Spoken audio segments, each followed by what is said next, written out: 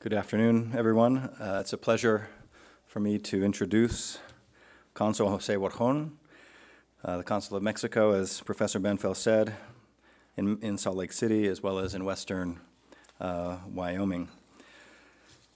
Consul Borjón is a member of the Mexican Foreign Service with the rank of minister. He has served in numerous positions in the Mexican government. I'll just mention a couple that might be of particular interest. He served in the Mexican Embassy in the United States between September 2008 and August 2013, and was in charge of the Office of Hispanic Affairs, liaising with Latino national organizations and developing projects to support the integration of Mexican communities. He has also been the Consul for Community Affairs in the General Consulate of Mexico in Houston, an attaché for culture and scientific cooperation in the Embassy of Mexico in Korea. He holds, so those are just some of the many things that he has done in his career. He holds a degree in international relations from UNAM. He has a master's degree in diplomatic studies from the Diplomatic Academy of Mexico and an MA in European studies from the Ortega y Gasset Institute in Spain. He has attended various graduate courses in public administration, strategic scenarios, board administration. His most recent publication is Opportunities for Linking with Mexican Youth in the United States. That was published in a recent Mexican Journal of Foreign Policy. So we could go on and on, but I'll leave the rest to Consul Borjón, and let's give him a hand of welcome.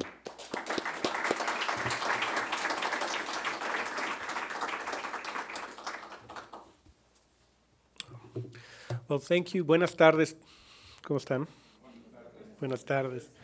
It is a great honor and opportunity for me to be here at Brigham Young University. I think it is one of the greatest universities here in the state and I would say in the country. And I think it's also relevant that I have this opportunity to share a little bit what does the Mexican consulate do and what is the relationship between Mexico, the country, with Utah, the state. And it's as relevant today as states become growing international actors, and at the same time, this state becomes a much more international and diverse community, and has much to do with many important issues which we will be focusing. Let me share then first basically a very schematic but important explanation. What does a consulate do? What is different from an embassy, for example?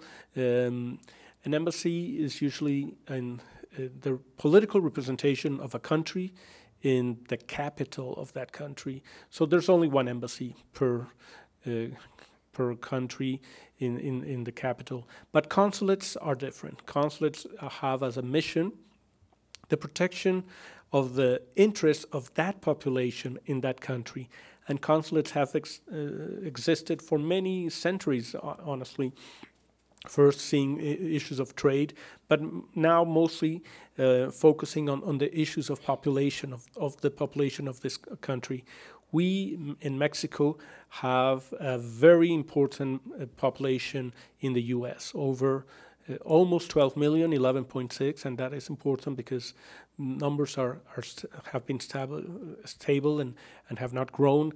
So there are 12 million Mexicans in the U.S. So that requires an important network of consular offices here in this country. We do have 50 consulates in the U.S. They are not necessarily one in each state, but they mirror the population, the Mexican population in the U.S. So you'll have 11 Mexican consulates in Texas, for example, 10 consulates in California, but we will have consulates wherever there is population, and obviously here in in the state of Utah, we've had a consulate for many years now, ever since 1911. What does a consulate do? And I think that is important so that you can understand where I'll go with this talk. We have three main missions as a consulate. First, the mission of documenting our nationals, and that happens if you're a U.S. citizen and you lose your passport and you're abroad, well, you should go to the embassy or nearest consulate to get your passport again. Well, here, where we have a relevant population of Mexican nationals, we have as a mission to issue them their Mexican documents, their passports. We also have a matricula card, which is a very convenient pocket-size ID that helps them identify them as Mexicans. We do issue birth registration for those who are born here in the U.S. but have parents of Mexican nationality, one parent, and that way they have the dual citizenship. We do issue a lot of visas here in Utah, especially those who are traveling to Mexico as missionaries. So that's an important part of our responsibilities. But there's also another area that is relevant, which is the legal representation and the legal protection of our nationals abroad. If you have an issue with law enforcement and you're a foreigner in this country or in other countries, by international law, you have the right to call your consulate. Why would you call a consulate? Many people ask, well, because it makes sense. You are in a foreign country, you may not know the local laws and regulations, and you are in a dire situation, let's put it that way. So you should be advised of what is your stand as it is, what are your rights, and that's why we always emphasize both sides, also to our community, that they have the right to call their consulate office when they get into law enforcement encounters, but also to the law enforcement, local police, sheriffs throughout the state of Utah, that there is an international convention and it makes sense for the benefit of the whole case, because it can be brought down if there had not been, for example, consular notification, and it has happened in the issues of death, capital punishment, for example.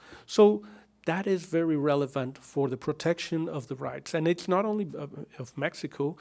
It would happen the same way if you are in another country. If you are in Mexico as well, Mexican law enforcement have the obligation to call law enforcement of a U.S. citizen or other countries, bottom line, Mexican immigration officers.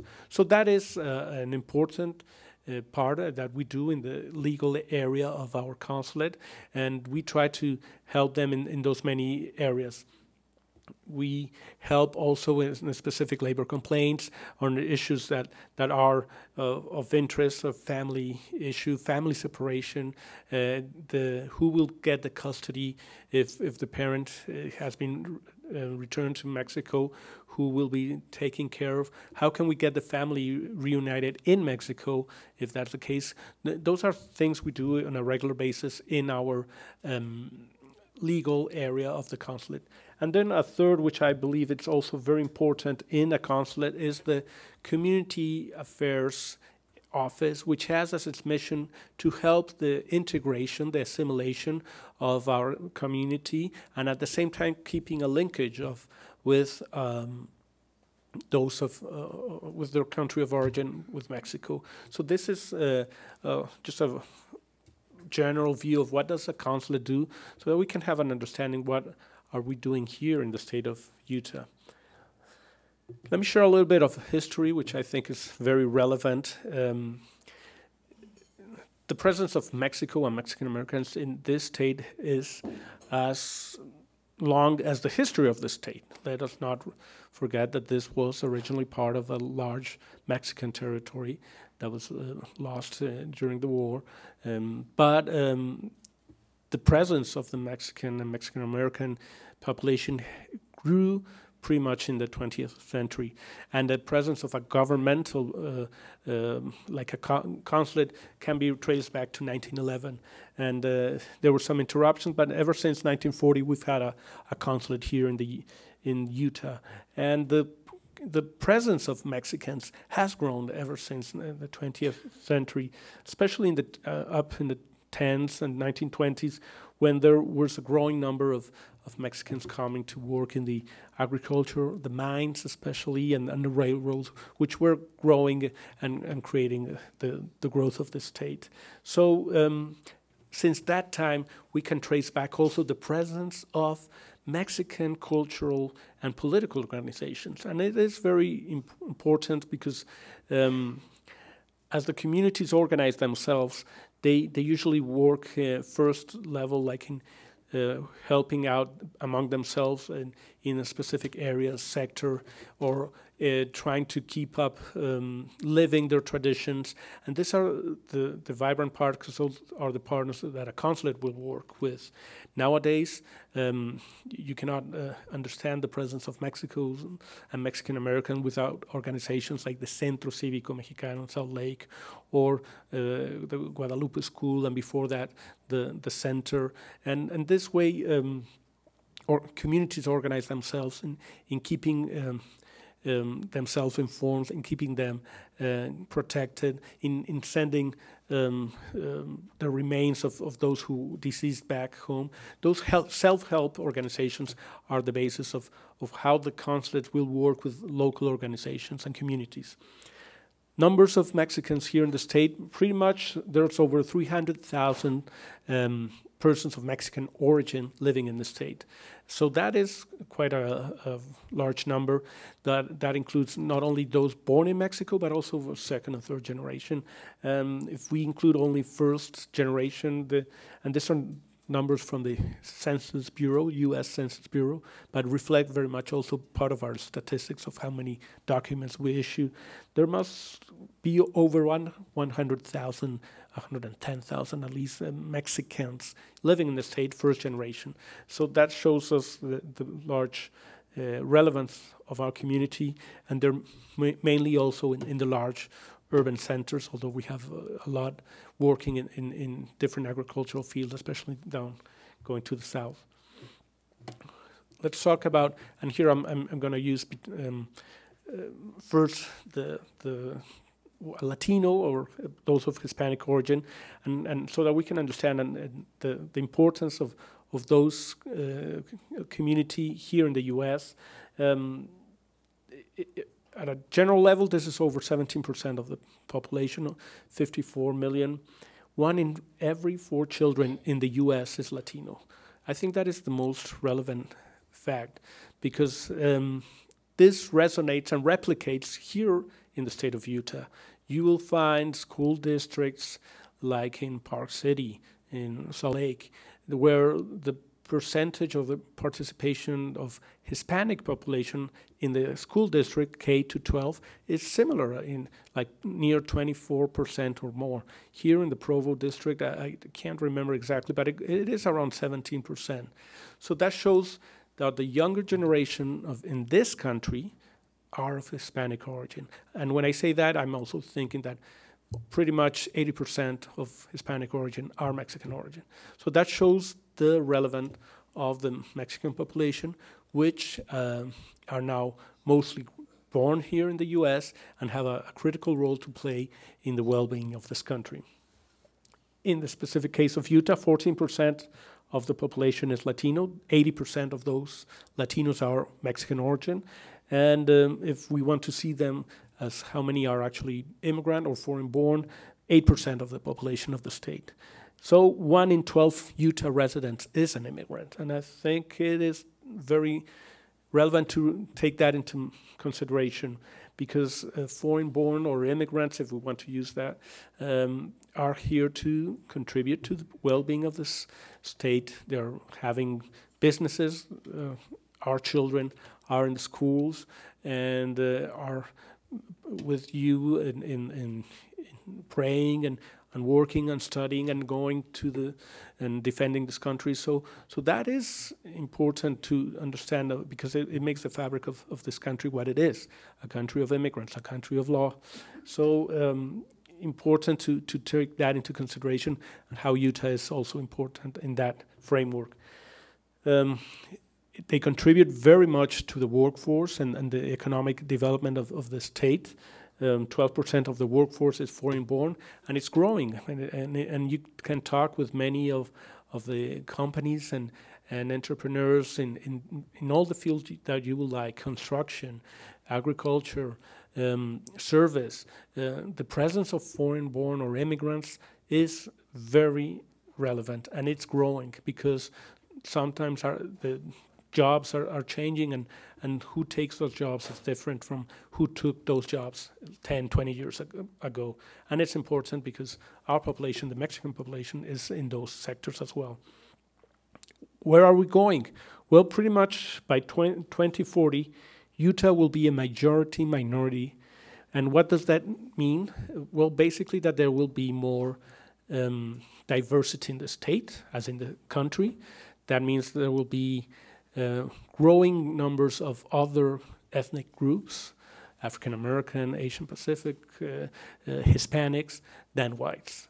There are actually cities, and I don't know if you read about it, like West Valley City, which nowadays is a majority minority city. So this is a big change that we all must be aware of, that has a lot of opportunities, a lot of implications and challenges, and to my work and responsibility specific with the Mexican population has a lot to do with what we're interested in working for the benefit of the Mexicans living here, because what we believe, if we help them, they will help the same community thrive as they're doing through the work, through their education, etc. And this goes to what I believe is unique about Utah and in the issue of immigration. Utah is a welcoming state, and it has become so because of many reasons which are very particular to Utah. I would address historically, it's been open in welcoming immigrants, refugees. This was a state or a territory that was created by pioneers who were fighting or just flying away from persecution on their faith specifically. So it has not any change that it has continued to become a state, and nowadays, modern days, it is an example and has become, even in this divisive conversation that can be on the issue of immigration. Utah, please remember, that was the first state in the country in 2005 to offer some kind of driving privilege card for those who had not an immigration status. And you say, well, what was the purpose of that? Public safety.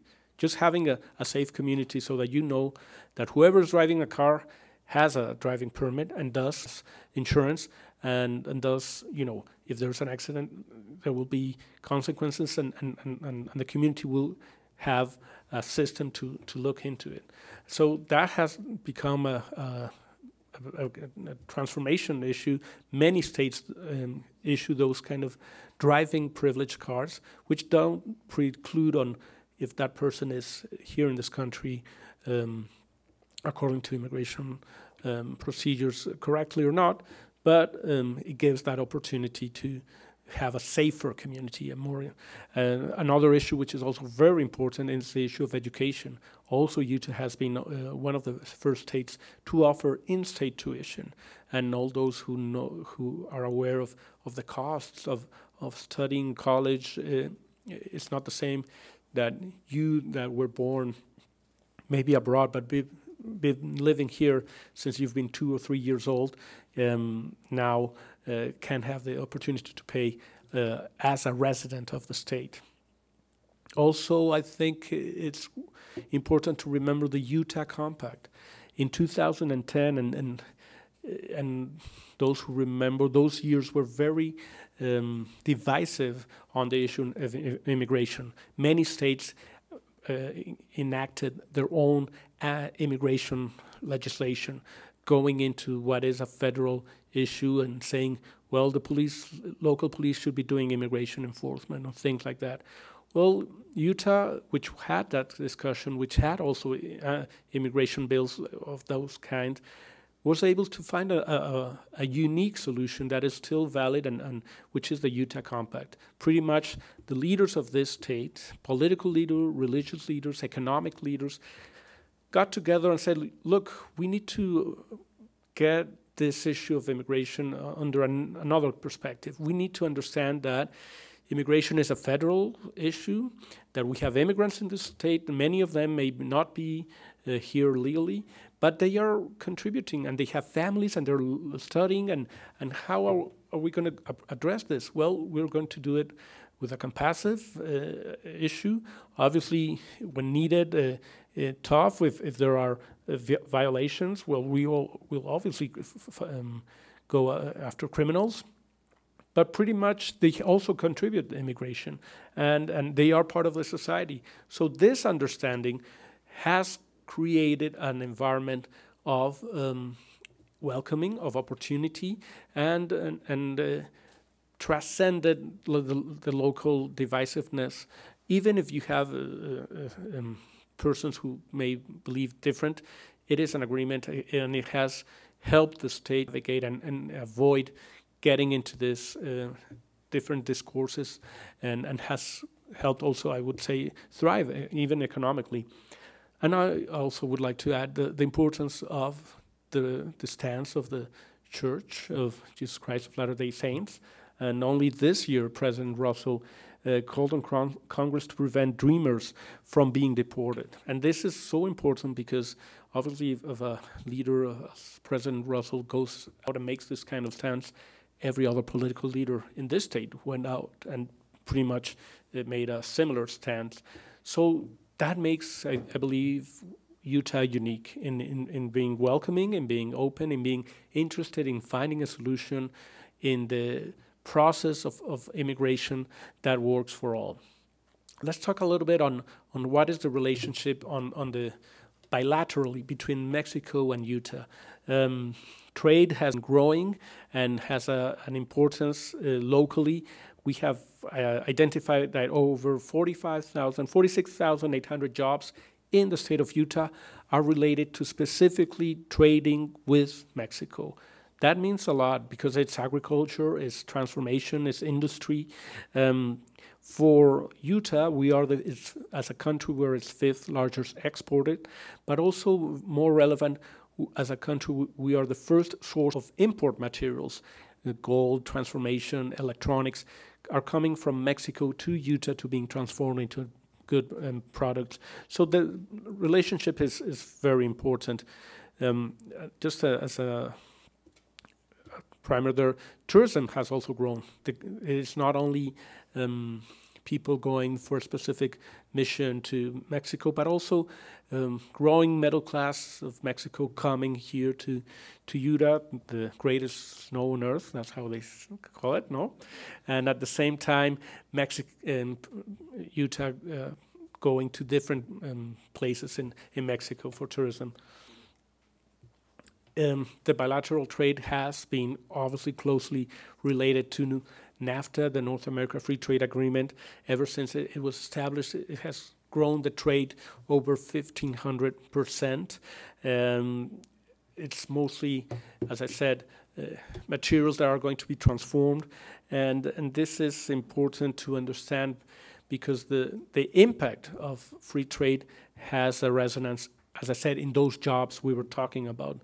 So it makes a lot of sense. Utah is an economy as a state that has been growing. It is pretty much open and diverse in what it sells abroad, and United States, like Canada, are one of its main partners to the state of Utah.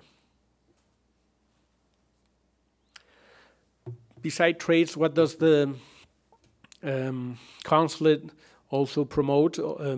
The political side as well. How do we keep a good working relationship with the leadership of this state, with the governor, the elected officials, but also locally, the mayor, the city councils. What we want to do when we go out is to share what is Mexico, what is our community doing locally, contributing, remembering that Mexicans or immigrants here in the state are as relevant for the well-being and the growth of the state as all. And I happy to report that I get a very good response locally, also from those elected officials that recognize how my population is working, is contributing, and is as needed as always. So that's part of our mission as well, to promote that view of our country, as well as sharing projects that help our community to develop, to thrive. We have initiatives specifically, as I said, in the community area of education, health, community development, really finding and helping those leaders of tomorrow, that they will be our voice or your voice in this state. We need, honestly, more elected officials who are of Hispanic heritage, of Mexican, if you wish, but also in the school districts, also within PTAs, also at a city council, because those are wards and their voices are important to share the diversity, the growing diversity we were talking about of the state of Utah. And let me share you one of the recent areas that we worked. Governor of the state of Utah, Governor Gary Herbert, visited Mexico in April of this year, and he was able to head a trade delegation to bring more opportunities of trade for Utah business. There were a lot of interesting things, a lot of innovative companies here in Utah and in this area, and Mexico is a growing market as well, even if it has its challenges as a country with a lot of inequalities. It has a growing middle class that is consuming and consuming, obviously, U.S. products. But most relevant as well was the presence of the governor in a critical time in April when President Trump had signaled that the National Guard was going to be sent to the U.S.-Mexico border.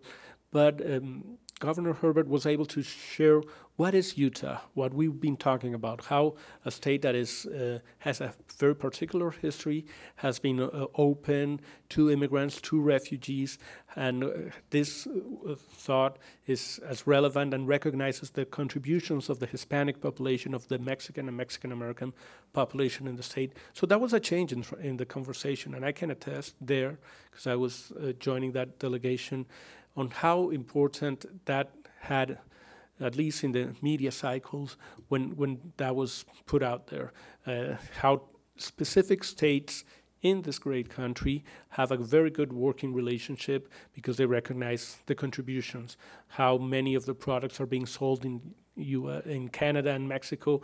So it was important, and recognizing the relevance of free trade and getting an agreement, in this case the North America Free Trade Agreement, that works for all involved. Let me finish now by sharing a little bit what should all you'll know even better than myself, but the relevant stance of the church in Mexico, and has a very long history. It has been growing ever since, 1876, when the first missionaries came here, and the church has been really becoming very relevant in our population. We have a membership of over 1,400,000 at least, and growing. And I would like also to recognize and just thank how the church has been there for us, for the Mexican people, in our difficult times. Last year there was a terrible earthquake in September 19th, and I remember how I had the opportunity to reach out here locally, but also be much more aware of what was the church doing in Mexico, and through its leadership, Elder Piper in this case, and really opening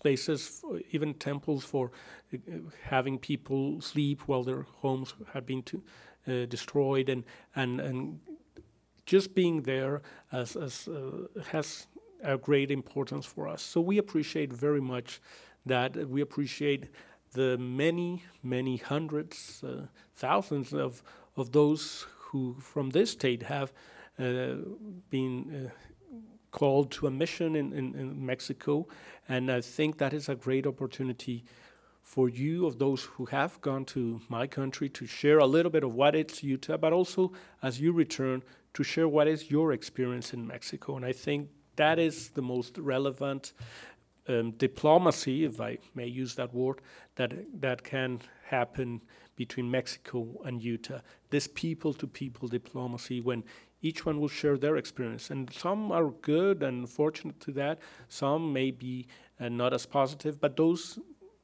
present a mosaic of what is a country, my country, what is your country and this state. And that is what we want to, multiply, what we want to offer as a possibility of working with. So this is what the Mexican consulate in the state of Utah does. We work to protect, to defend, and to empower the Mexican community in the state. And we do it through partnership, because we are not many, but we do have the opportunity to find many friends, many partners in the local nonprofit organizations, community-based organizations, local faith-based organizations, universities, and we do this by not only using the bullet pulpit, but also bringing some of our programs, adult literacy programs in Spanish. We bring them to what we call plazas comunitarias in community-based organizations, so that those who didn't finish their basic literacy program, middle school, can do it through an online, and in a couple of months have those results. We also do this in the area of education. We do have grants for especially Mexicans who are not eligible for federal aid. So that ever last year we were able to allocate $70,000 that were multiplied to pretty much 150 and distributed as grants to universities, so that Mexicans who are living in the state and are not eligible to funding can get certain help in their studies in college.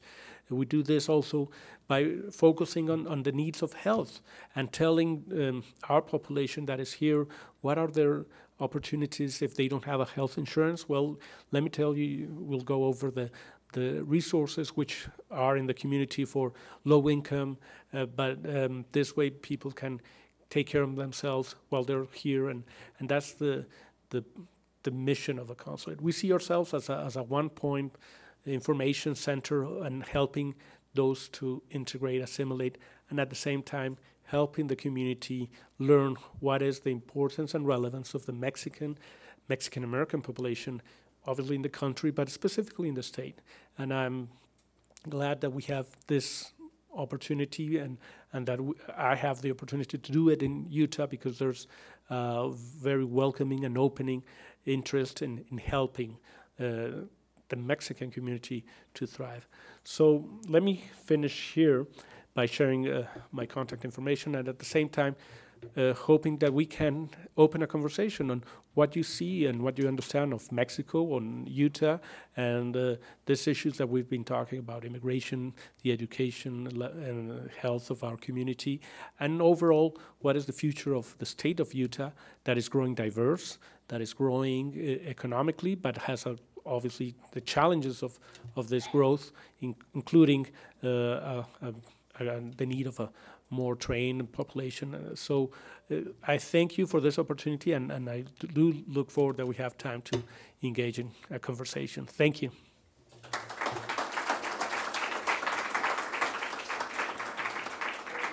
Yeah, let me just give some instructions here. All right, the consul has graciously, as he indicated, be happy to take some questions. We have about 11 or 12 minutes. We ask you, if you have a question, please come up to the microphone here on your right. The reason we ask that is we are recording this, making it available on our website and so on. And while we may hear you very well, if you ask your question from where you are, it will not get recorded, and then they'll just hear the answer, not know what the question is. So please come, and if you would also tell us your name and where you're from, and then ask your question. And again, we'll go till about 10 minutes before the hour. So please.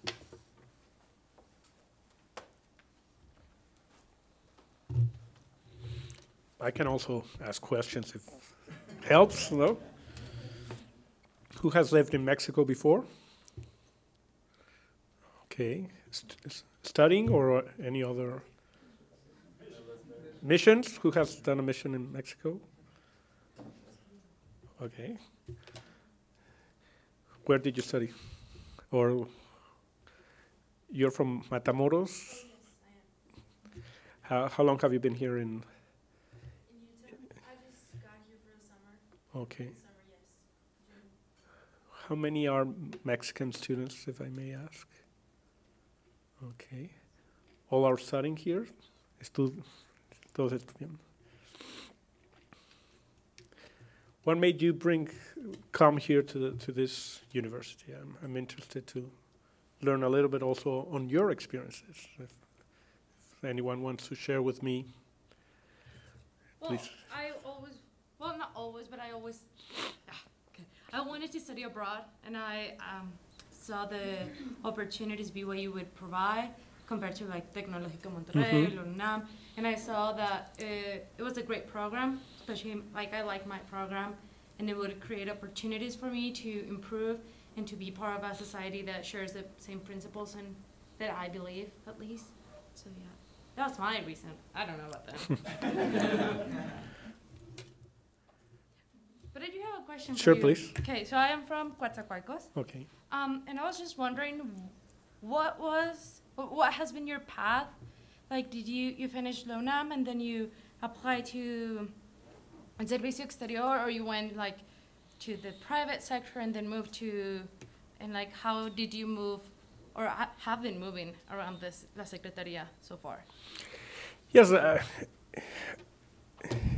I do have, as part of my path to become a diplomat, a first important stage that my parents were diplomat, my father was, so I was able to join him in different countries. But that actually had the adverse effect, because by the time I was 15, I wasn't interested in traveling again forever. No, I said, well, I just want to be here in Mexico, and that's it for me, you know. But I started studying international relations in UNAM, again, with not necessarily the interest of being a diplomat, but once I was able to do a postgraduate study, in this case, a 1 year kind of MA in Spain, I really just recognized that, yeah, I really enjoyed being in a foreign country, learning about its policies, politics, its culture, and that I was interested in being a diplomat. And I returned to Mexico and worked like a year in the government, not necessarily in the Ministry of Foreign Affairs, but in Secretaría de Gobernación, in a specific area called the Archivo General de la Nación, which is a national archive, and did the examinations for becoming a career civil servant in Mexico. We do have, in certain areas, civil servants that are careers, especially in the military, but also in the foreign service, the diplomatic area. And from there on, you know, I've been a diplomat for 20 years and going into different countries and just sharing that and having the fortune that my family also understands and supports me. I met my wife, who is Mexican, who is from Puebla, in Houston. She was also working for a state office, the state office of Puebla.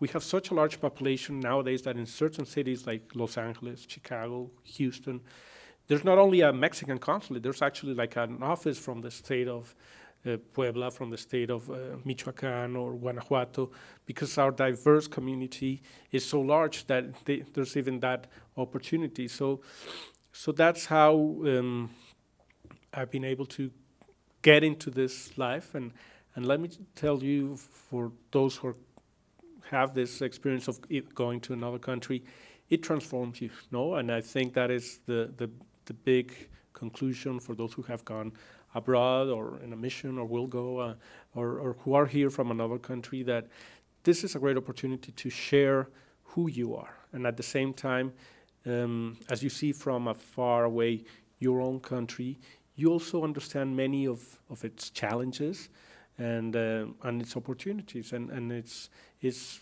always a great learning experience, life experience, and I hope that everyone can have that opportunity, and I think this is a great place also to share this experience of all of those who are of Mexican origin, know who we are, what we believe, what are our values, and are very similar to the UTAM values, family-based, and the importance of our community. We believe in hard work as well, and so there's many things that join us and share us as community. Thank you. My name is Carlos Osorio. I'm from Mexico City. So my question, I read the article you wrote about some of the opportunities for linking some of the communities across the borders. And one of the programs you mentioned was sending dreamers to Mexico. And I would imagine that's probably changed with the political situation. It's probably on hold. So what are some of the programs that maybe have replaced it or that you've had to substitute in as the politics have changed?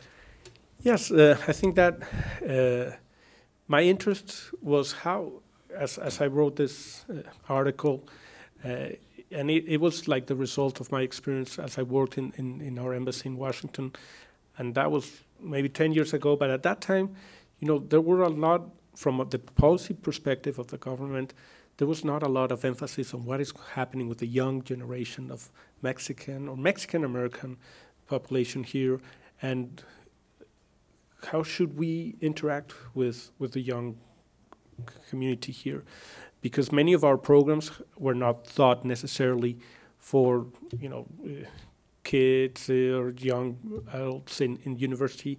They were more like adults who need to finish their education and things like that. So there's been a growing outreach on what is and I think the consulates, each consulate has found a way to do it. Obviously, it's now not possible to bring dreamers back to their home country because, as you may or may not know, there's been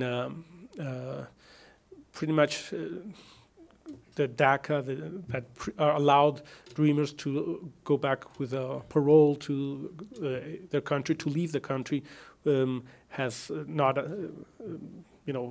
ceased as it is. So there's an injunction. Dreamers can renew their work permit, but they cannot leave the country. So the opportunities now are to making the networks here in the U.S. Dreamers from the state of Utah with dreamers from Arizona, and at least getting and making meetings on sharing those experiences, sharing their challenges, and that's something we've been doing internally in the U.S., getting dreamers, for example, to go to the United Nations as part of a Mexican delegation, inviting them and selecting them. So those are, I think, what we need to emphasize now. And the overall objective here is, this is a group who arrived very early, maybe 2-3 years, they don't even remember, but they are Mexican and they don't have the papers to become a U.S. citizen. But they feel in all other ways U.S. citizens because they've had their elementary, middle school, high school, and college. So what is going to happen with this important part of the population, which is well-trained, they're studied? I mean, if they want to return to Mexico, we would be honored to receive them, but we understand that it's not their decision. They prefer and they want to stay here in the U.S. So what we want to do is help them in this process, help them, and at the same time that they can feel that their home country, original home country, cares for them. And we do this by trying to work in their needs, by supporting their education, by giving them jobs. Many have worked at the consulate, for example. And this way we can continue linkage with this important group. And we do hope that a solution may be found.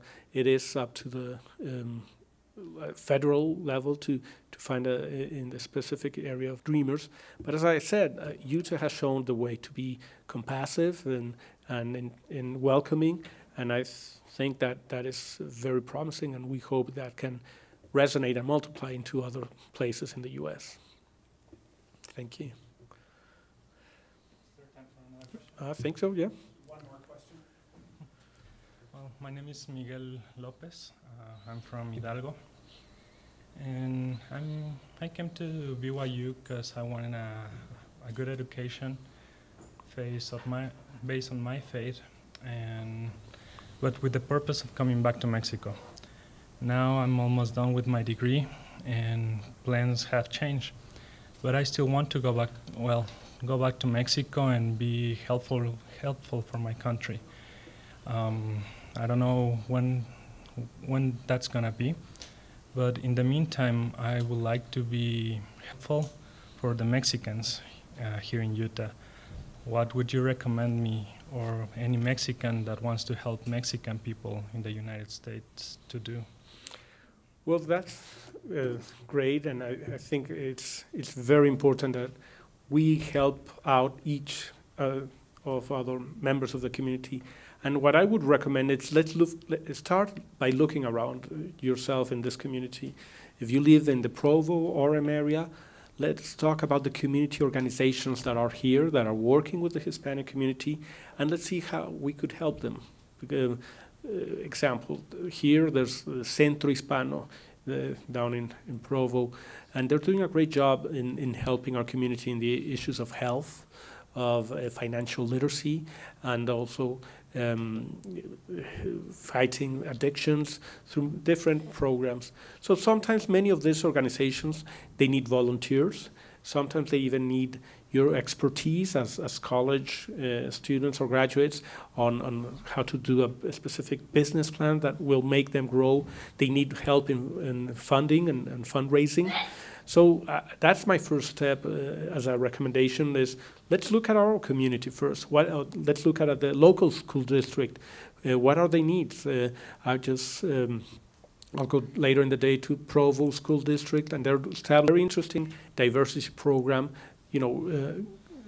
Latin or Hispanic group of parents, as well as Pacific Islanders and other ethnic groups. So what we need to do is those who are privileged, that have an opportunity and an education, finding those opportunities throughout our community, and I believe there are many. So let's see what are the opportunities, and I know each and everyone has an experience and expertise that can share, and will be very well received as you prosper here in this state. And that is the experience of our Mexican community, how it has grown. As I said, organizations began just to get together and solve everyday problems, and this is how we as a community have grown. Because it's not enough what a consulate can do, we need to do it pretty much together to have an impact. Okay. Is there a list where we can find like all the organizations for Hispanic people?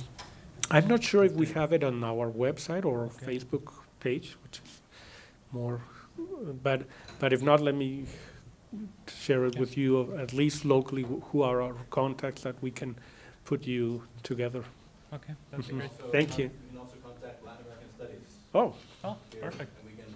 Definitely, that would also be, we've been talking a lot, thanks to this visit, of local projects and initiatives that could benefit. There's a legal clinic that is doing a lot of community work from the university, and I think there's many other opportunities as we find, even in your different areas of expertise.